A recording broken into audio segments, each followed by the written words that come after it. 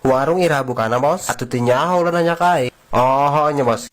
Kayak beres bongkar kudu dicuci atau bokna. Emang kunaon gitu bos? Ble, degen ya. Kan orang kuari keur bongkar lauk meureun kuari dibongkar teh. Otomatis kudu dicuci.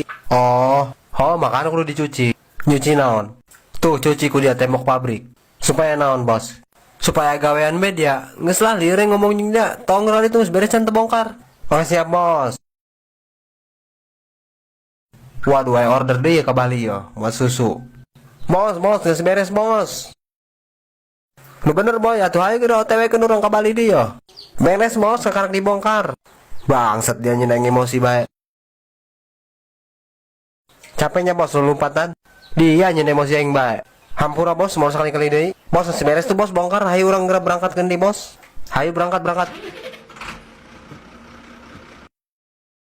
Alhamdulillah beres sekali bubuk kopian ya.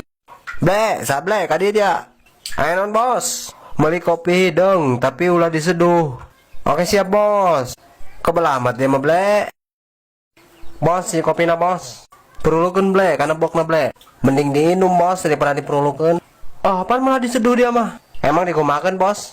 Maksudnya yang beli kopi dia, jeung diperulukeun tah karena bok tah urut lauk bisa hanyir. Terusnya kumaha bos? Pakai si banget meh pinter.